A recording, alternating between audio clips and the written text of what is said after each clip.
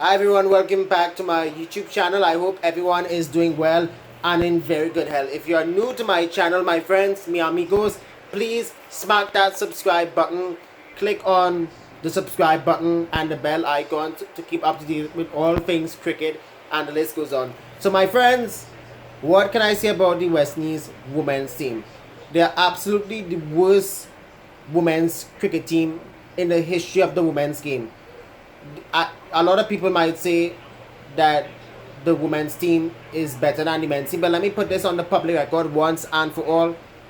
They are the worst, unfortunately, and I had to say it because they've come a long way from being on the upside to the downside, and I'm gonna explain why in this video. So folks, West Indies women's team had their second women's T20 World Cup match on their campaign today against the mighty Indian side, fresh of a close victory against Pakistan at the same venue. And I have to admit this was way below par and embarrassing. And I must say also, the women's team, not one player showed fight whatsoever. So West Indies women's team, they batted first against the Indians and came and posted a way below par 118 for 6 from its 20 overs. Only one batter, Stephanie Taylor, fired her way to 42. But in fact, let me just say this, she made a brisk 42 from 40. Then the rest of the batting order, they were totally bamboozled by the shambolic spin of India's Deepti Sharma, who in this match, by the way, became the first Indian women's cricketer to take 100 T20 international wickets. She was India's best bowler on the day with 3 wickets for 15 runs from her 4 overs, and therefore going past the record with some ease. Now India comfortably reached its target. It was a walk in the park for the women in blue. They ended up reaching its target of 119 for 4, beg your pardon, quite comprehensively. In the end, they took their time, they settled down and did not even rush like how those England women are copying the men's test team with its so-called baseball rubbish. But let me just say, the Indian women's team, they took its time to reach the target to secure its second victory of the campaign. Richa Ghose, who was one of the top performers for India against Pakistan alongside Jemima Rodriguez, she made 44 not out and was there at the end, reaching its target with a couple of overs to spare. Krishma Rambarak, who by the way is related to Sportsmark Zone host Mariah, that's her sister, she took 2 for 14. But the rest of the bowlers, even though some of its spinners did come on, they were completely outplayed in all of the departments. And let me just say this is the worst West Indies women's team I have seen in all of the women's cricket I've watched. From making 5 women's T20 World Cup knockouts in a row from 2010 to 2018, and reaching 2 women's World Cup semi-final. They automatically made the final in 2013 where they lost badly to the Aussies, and in 2021 2022 the same story against the Aussies, beaten badly in the semis.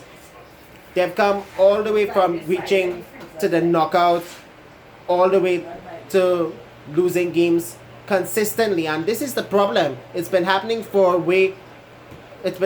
good while now, since Deandra Dotting opted out of the women's team just to play big money for match. In fact, there are numerous issues that are affecting the women's game, similar to the men's game as well.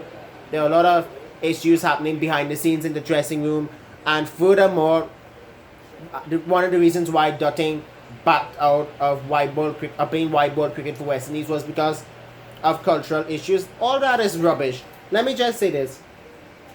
We all know coming into this campaign, all of the predictions, we know for a darn fact that the West Indies women's team wasn't going to win a single match on the campaign. And let me just say this, they're currently the worst in world cricket.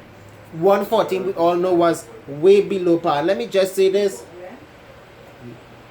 there was lack of body language, which their body language, beg your pardon, was at an all-time low, and also the approach, and there wasn't aggression whatsoever from the West Indies women's team. Literally, there was none.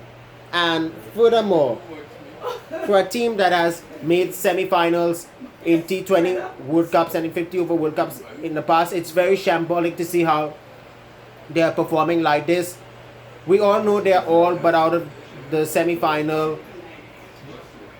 They're all but out of making the last four. The only team they could defeat is Pakistan and Ireland, but I do not see that happening because Pakistan, they hammered the Irish. And let me just say, Ireland, this is the same Ireland that bashed Pakistan in Pakistan a few months back, and we all know what's going to happen. 1 win or 0 wins, it is what it is when it comes to West Indies cricket. Speaking of Pakistan, they hammered Ireland by 70 runs. Muneeba Ali became the first Pakistani women's batter to score a T20 century for the women in green as they marched on to 165 for 5 from 20 overs. Arlene Kelly was the pick of the Irish women bowlers with 2 for 27. But it was the Pakistani spinners, and I have to say this, all of the 9 to the 10 wickets that the Pakistanis took came from the spinners.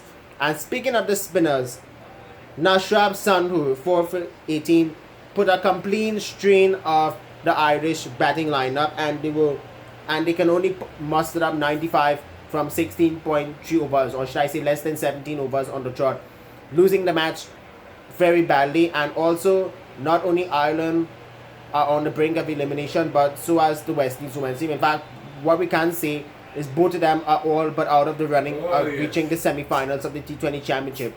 But moving from the women's T20 to the PSL, the other day, Multan Sultans lost by 1 run to Lahore Qalandars. Well, today, the Multan franchise, they bounced back brutally and have mashed up Quetta Gladiators quite badly by 9 wickets in match number 3 at the Multan Cricket Stadium. Quetta only can post 110 from inside 19 overs, with England's Jason Roy top scoring with 27, and not one batter from the Quetta batting lineup made more than that. And the guy who I talked about the other day, Inshan Ullah, who had a breakthrough season in Pakistani domestic cricket, he took 5 for 12, and let me tell you, this guy has serious pace. I did saw some of the footage, and let me tell you, this guy is fast and furious. And watch out to all of the other franchises, because this guy is gonna come out all guns blazing, bowling at more than 90 miles an hour, over 150 k's, beg your pardon. And I wish him all well for the future. He's one of those bowlers who's gonna have a breakthrough PSL, like how others have come through in the past. And in reply, Multan made 111 for 1, quite comfortably reaching its target without any other hiccups. Riley Rissul top scored for 78, the South African white ball player. And one of Sri Lanka's up-and-coming bowlers in his first season of the PSL, Nowan Tushara, he was the only Quetta bowler to take a wicket. He finished with 1 for 21, and in the end, it was smooth sailing for the Multan Sultans. They defeated Quetta Gladiators quite comprehensively and have gotten its campaign back on track. So folks, with all of that said, I'm gonna wrap up this video. Make sure you all subscribe to my YouTube channel, and remember, my friends, be good and be cool. Take care.